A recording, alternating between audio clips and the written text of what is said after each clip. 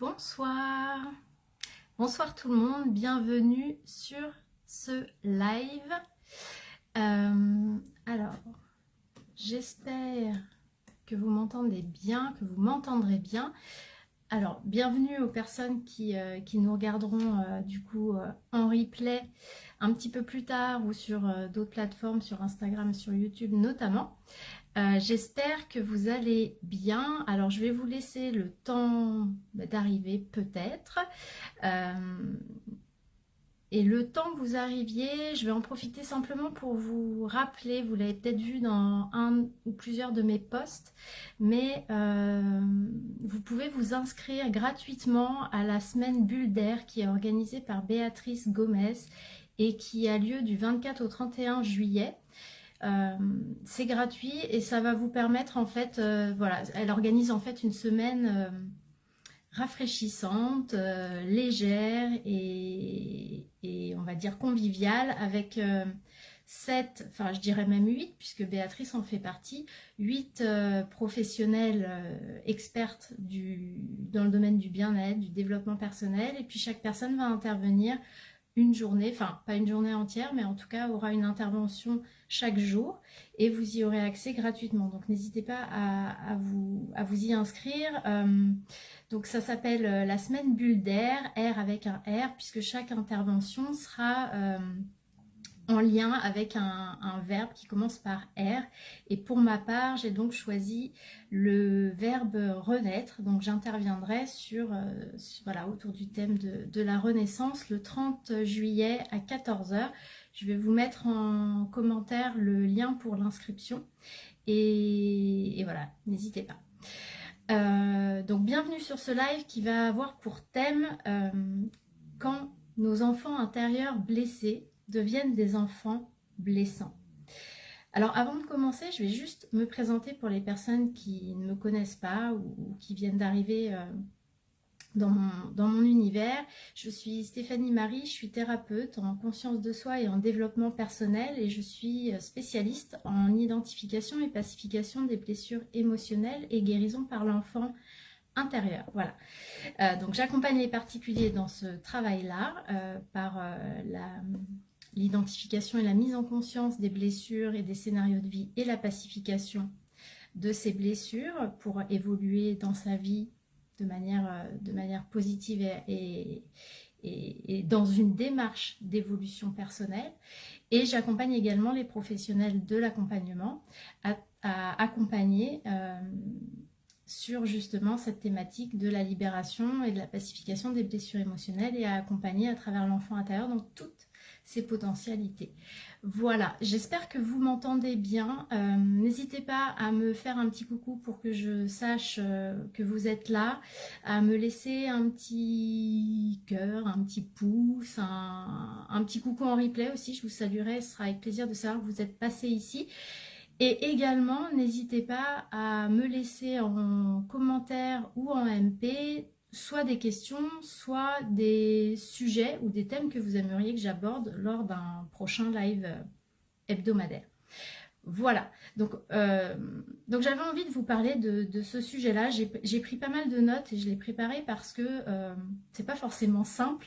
Déjà, parler d'enfant intérieur blessé, c'est pas simple, mais quand l'enfant intérieur blessé devient un enfant blessant, il y a un certain nombre de paramètres qui entrent en jeu et j'ai envie que ce soit clair et expliqué de manière pédagogique pour vous. Voilà. Donc, vous le savez, on porte tous en nous un enfant intérieur qui a été blessé par des parents, qui a été blessé par des membres de la famille, qui a été blessé par des enseignants, par des événements aussi qui ont pu créer des peurs et des émotions très intenses, par des copains, je l'ai peut-être déjà dit. Bref, et ces blessures, vous le savez, elles influencent en fait elles influencent la vie qu'on va avoir dans toutes ces sphères. Elles vont influencer nos relations amicales, nos relations amoureuses, elles vont influencer notre vie professionnelle et elles vont influencer aussi notre vie familiale. Pourquoi? Parce que tant qu'on ne fait pas un travail en profondeur en lien avec la pacification de nos blessures, notre inconscient, en fait, toute notre vie, va chercher à réparer ses blessures. Et le seul moyen que notre inconscient trouve pour aller réparer ses blessures, c'est d'aller les revivre sous toute forme, en transférant en fait les figures blessantes du passé sur les figures actuelles qu'il a sous la main, comme si voilà, il mettait la tête de papa et de maman sur des gens qui sont autour de lui dans sa vie d'adulte. Et le problème, c'est qu'en faisant en fait de cette manière-là, et quand on n'a pas en fait cette compréhension de nos blessures, de ce qu'elles sont et de comment elles se mettent en action dans nos vies, ben en fait, loin de les réparer, ça va faire que j'allais dire les intensifier davantage, puisque forcément, en reproduisant des scénarios identiques, l'inconscient ne va pas réussir à sortir de cette blessure, il va que s'exposer à nouveau à la blessure, et du coup, il va être de plus en plus en souffrance, et il va s'exposer de plus en plus à des situations. Donc en fait, il rentre dans un cercle vicieux, et il va vers des situations qui sont de plus en plus fortes et de plus en plus source de difficultés émotionnelles pour nous, en fait. Et donc, ce dont je voulais vous parler aujourd'hui, c'est d'une des mises en action, en fait, de l'enfant intérieur blessé, qui n'est pas réellement conscientisé, et qui est quand l'enfant intérieur blessé devient un enfant blessant. Il y a des moments dans la vie où des personnes, des situations vont venir réactiver en nous notre enfant intérieur, parce que ces personnes ou ces situations vont venir taper dans nos blessures émotionnelles. Et dans ces cas-là, notre enfant intérieur, c'est comme si à l'intérieur de nous, il se réveillait. Moi, je mets souvent cette image-là, mais c'est comme s'il venait ici, il prenait le contrôle, comme s'il prenait les commandes, et il se met en mode pilote automatique, et il va commencer à gérer la situation et à réagir du haut de ses 2, 3, 4, 5, 10 ans, enfin selon l'âge qu'on avait au moment où on a vécu ces blessures-là. Et donc, il va être en grande souffrance et il va vivre les choses comme ça. Et ce qui va se passer, c'est qu'il va avoir des réactions qui vont être disproportionnées.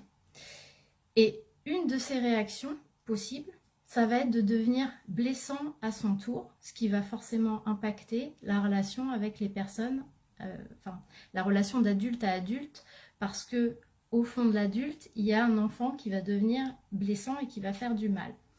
Et cet enfant, il va être d'autant plus blessant que, vous avez compris, il est mu par l'inconscient. Notre inconscient, même si nous, on ne connaît pas les blessures de l'autre, notre inconscient, lui, il est capable de les détecter. Il les connaît. Donc du coup, notre enfant intérieur va savoir être extrêmement blessant parce qu'il va, lui, détecter les failles chez l'autre et les blessures sur lesquelles il va pouvoir aller appuyer chez la personne qui est en face pour aller lui faire du mal. Je dis pas que l'enfant intérieur blessé est blessant et méchant, mais en tout cas, il va faire du mal à l'autre. Et vous allez voir que c'est ce qui peut se passer notamment dans les relations, enfin dans plusieurs sphères de la vie, mais notamment dans les relations de couple. C'est ce qui peut se passer puisque quand les partenaires en fait ne sont pas conscients de leurs blessures et des jeux inconscients qui sont issus de ces blessures-là, ils ont quand même une part d'eux qui sait quelle est la blessure chez l'autre. Si vous regardez le live que j'avais fait en mars sur les raisons en fait qui nous poussent à être attirés les uns vers les autres dans un couple, c'était notamment les blessures. Donc j'en parlais du fait qu'on choisissait nos partenaires en fonction des blessures qu'on pouvait détecter de manière inconsciente chez lui. Bref, par exemple, si vous avez un membre du couple qui porte une blessure d'humiliation, imaginez que un soir, à un dîner avec des amis, un des partenaires va se moquer de son compagnon ou de sa compagne devant tout le monde. Les adultes qui sont là présents peuvent prendre ça comme juste une taquinerie, on va dire. Et puis la personne qui est concernée et qui porte la blessure d'humiliation, elle, ce que ça va faire, c'est que ça va venir réactiver son enfant intérieur, celui qui porte la blessure d'humiliation. Et je suis un peu ce que j'ai écrit pour être sûre d'être claire dans mes explications. Donc son enfant intérieur blessé, il va ressurgir et il va prendre le contrôle de l'émotion. Il va avoir plusieurs réactions, il peut se sentir honteux et se taire, se refermer, il peut quitter la table, ou elle, hein, selon si c'est l'homme ou la femme, peut quitter la table et aller bouder dans un coin, il peut pleurer, mais il peut aussi devenir blessant. Et dans ce cas, l'autre partenaire en face, très souvent, va porter la même blessure ou une blessure qui est assez proche, puisqu'on se choisit en fonction de ça, puisque les blessures de l'autre nous font travailler sur nos blessures à nous, et c'est pour ça qu'on est attiré par telle ou telle personne. Donc l'autre personne portant, elle, également la blessure d'humiliation, celui qui s'est senti humilié, qui a été réactivé, va aller blesser l'autre. Par exemple, qu'est-ce qu'il pourrait faire? Je m'étais peut-être noté...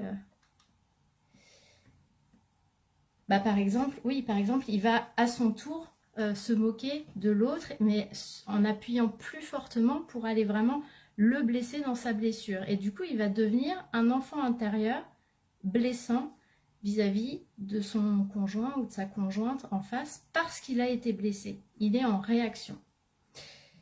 Et en fait, l'adulte qui était juste taquiné devient l'enfant intérieur humilié et qui humilie à son tour pour pouvoir gérer cette situation, et je vous expliquerai après pourquoi il la gère comme ça.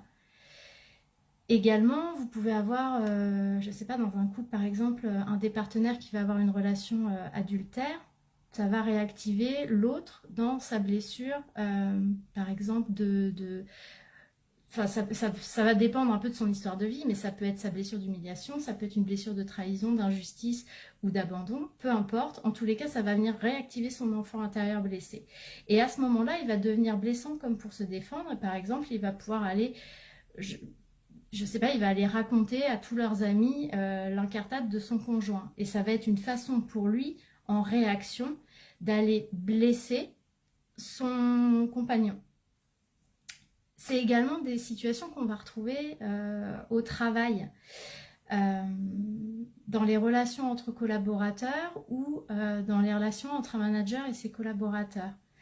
Par exemple, un manager qui va recevoir un de ses collaborateurs pour lui signifier qu'un dossier est mal géré, ou qui va lui tenir son entretien annuel d'évaluation. Et puis, c'est le rôle du manager, puis c'est un peu l'objet de l'entretien annuel d'évaluation, mais il va par exemple lui signifier des manquements ou des lacunes qui ont eu lieu. Et à ce moment-là, la personne, selon si elle porte ou pas une blessure qui va faire écho, elle va être réactivée. Si par exemple, ce manager a en face de lui un collaborateur qui a une blessure de non-reconnaissance, ce collaborateur va être réactivé dans son enfant intérieur blessé. Alors d'une part, ce que ce collaborateur va faire, c'est qu'il ne va entendre que le négatif, parce qu'il va mettre en mouvement les biais cognitifs pour venir confirmer sa croyance qu'il n'est pas reconnu. Et il va être réactivé dans « je ne suis pas reconnu » par papa, par maman, par l'enseignant, etc. Et comme il va être touché, sa réaction potentielle va être de blesser. Par exemple, il va aller voir ses collègues et il va aller dire du mal de son manager en espérant trouver soutien en fait auprès de ses collègues, comme s'il voulait un peu les monter contre son manager. Et en fait, il reproduit à ce moment-là sûrement un schéma de son enfance. Par exemple, mon parent m'a blessé et du coup, je vais aller voir mes frères et sœurs et puis je vais leur dire que papa et maman, ils n'ont pas été gentils, etc. Et je vais chercher l'alliance en fait dans la fratrie. Et la personne va reproduire la même chose et elle va blesser son manager. Salut Véronique. Alors, ce petit qui sort de la boîte à ressort au moment le moins opportun. Ouais, c'est clair, ça c'est sûr. Il faut apprendre, c'est tout l'intérêt de connaître son enfant intérieur sur le bout des doigts et de savoir le gérer. Donc ça c'était un exemple. Et en fait, ça peut, et là c'est compliqué aussi, c'est que ça peut aussi se produire avec nos propres enfants. Parce qu'avec eux, on peut aussi être amené à reproduire des scénarios qu'on a vécus. Lorsqu'ils viennent activer une blessure émotionnelle chez nous, et qui viennent donc réactiver notre enfant intérieur blessé, on peut devenir blessant en reproduisant une attitude parentale qui nous a blessés. Alors en fait, je lis ce que j'ai écrit parce que je veux être sûre que ce soit clair. En fait, à ce moment-là, on projette notre enfant intérieur blessé sur notre enfant, le vrai enfant, et on incarne alors l'adulte blessant qui en réalité est activé par l'enfant blessé qu'on porte en nous. Et là encore, c'est notre enfant intérieur en réalité qui est en action. Et en agissant comme ses parents blessants, qu'est-ce qu'il fait? Eh bien, il se rassure et il se dit que c'est normal s'il a été blessé, tout comme il blesse son propre enfant. J'espère que c'est clair. Si ça ne l'est pas, vous réécouterez en replay et vous reprendrez des notes. Mais voilà ce qui peut arriver aussi avec nos propres enfants. C'est important d'en avoir conscience, parce qu'en plus, on peut leur faire du mal comme ça. Et dans tous ces exemples, en fait, vous voyez que l'enfant blessant est d'autant plus activé que nos partenaires, en fait, dans la vie, on transfère sur eux, c'est ce que je vous disais au début. Coucou Ali, j'espère que tu vas bien. Nos compagnons, nos conjointes ou compagnons du moment, ce sont des objets on transfère sur eux nos parents. Un manager, par exemple, souvent c'est un objet de transfert aussi de l'autorité parentale parce qu'il représente justement l'autorité. Nos enfants, ce sont des supports de projection pour nous, des supports de projection de nos propres enfants intérieurs. C'est pour ça que parfois on va leur donner plein de choses que nous, on n'a pas eues parce que justement, on projette sur eux des besoins qu'en réalité, ils n'ont peut-être pas, mais simplement parce que nous, on les a eus et qu'ils n'ont pas été assouvis, on leur donne. Bref, du coup, on projette sur eux nos enfants intérieurs. Et dans tous les cas, en fait, notre enfant intérieur, dans les cas que j'ai cités là, vous voyez, il devient blessant. Et il le fait parce qu'il cherche à s'apaiser. En fait, il essaye de déposer sa blessure émotionnelle à l'extérieur de lui en la déplaçant sur quelqu'un d'autre. Je ressens de l'humiliation. Mon enfant intérieur blessé est activé. Il va devenir blessant et il va, sous une forme ou sous une autre, essayer d'humilier à son tour. Et le fait de voir l'autre être lui-même activé dans sa souffrance liée à sa blessure va lui permettre, nous permettre, si je dis nous, de perdre de vue notre propre blessure, de nous couper de notre ressenti dans notre blessure et de la placer à l'extérieur sur une autre personne. Et quand on fait ça également, quand on devient un enfant blessé, blessant, on active le triangle de Karpman. On se met alors en bourreau, parce qu'on blesse. On se met aussi en victime blessée. Et on va chercher chez l'autre le sauveur. Donc en fait, on rentre clairement dans un schéma qui est toxique. Toxique pour soi, parce que en fait, on se coupe de ce qu'on est en train de vivre. On refuse en fait d'aller voir ce qui est activé chez nous. Et puis c'est toxique pour l'autre parce qu'on lui fait du mal. Et puis c'est toxique pour la relation parce qu'on altère la relation qu'on a avec l'autre. Et en fait, en faisant ça, on met un voile sur notre blessure plutôt que d'aller la toucher et d'aller la travailler en profondeur pour pouvoir la gérer. Tu disais, Véronique, tout à l'heure, je ne sais pas si tu es toujours là, il sort toujours au moment le moins opportun. Je ne sais pas s'il sort toujours au moment le moins opportun, mais en tous les cas, il sort toujours il sort toujours de manière inopportune. C'est surtout ça. Tant qu'il n'est pas... comment dire? Ça va au-delà en fait de conscientiser son enfant intérieur, parce que souvent les gens disent « Ah, mais moi j'ai conscience de mon enfant intérieur, je sais quelle blessure j'ai, etc. » ok, c'est déjà super et c'est un super premier pas, c'est important d'avoir conscience de ses blessures. Mais en fait, ça suffit pas parce que ça ne va pas enlever la réactivation émotionnelle qui est à l'intérieur de nous. Et ce qu'il faut, c'est apprendre, et c'est un, voilà, c'est un processus, mais apprendre à prendre soin de son enfant intérieur, c'est comme j'ai perdu le mot, je l'avais, c'est comme l'apprivoiser, voilà. L'apprivoiser, apprendre à le connaître, qu'il ait confiance en nous, parce qu'il a, en fait, on le porte tel l'adulte que nous sommes, et cet enfant intérieur, il a besoin de sentir qu'avec nous, il est en sécurité. Et pour ça, il faut qu'on ait fait ce travail-là, nous, qu'on soit libérés de tout ça, pour pouvoir le prendre en charge et pouvoir gérer les choses comme il faut. Donc, bah, c'est ce que j'avais écrit d'ailleurs, qu'il ne suffit pas de connaître ses blessures pour éviter que nos enfants intérieurs blessés agissent. Il faut les avoir ressentis, il faut les avoir compris dans toutes leurs dimensions, il faut comprendre les mécanismes qui se jouent, tous ceux-là par exemple que je vous ai expliqués. Les gens ne vont pas forcément se rendre compte, on ne se rend pas compte quand on est dedans, qu'on est en train de devenir blessant, qu'on est comme cette petite Stéphanie qui a 4 ans et qui va venir...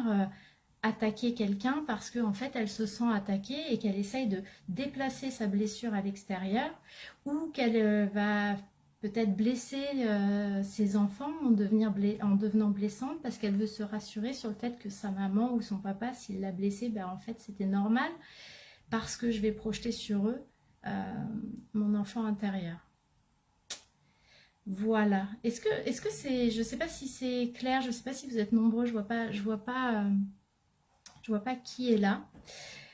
En tout cas, n'hésitez pas à me laisser ou à m'envoyer en MP soit des commentaires, des questions, et puis également des sujets que vous voudriez que j'aborde. Alors bien sûr, ce sera toujours sous l'angle des blessures émotionnelles et de l'enfant intérieur, mais justement, si vous êtes thérapeute par exemple, je ne sais pas si vous avez des problématiques ou des cas qui reviennent, que vous traitez toujours sous un seul angle, bah, peut-être que vous aimeriez que je puisse en parler sous l'angle des blessures émotionnelles parce que pour moi, tout est lié à notre enfance, même des gens qui ont des problématiques de sommeil, de stress, etc.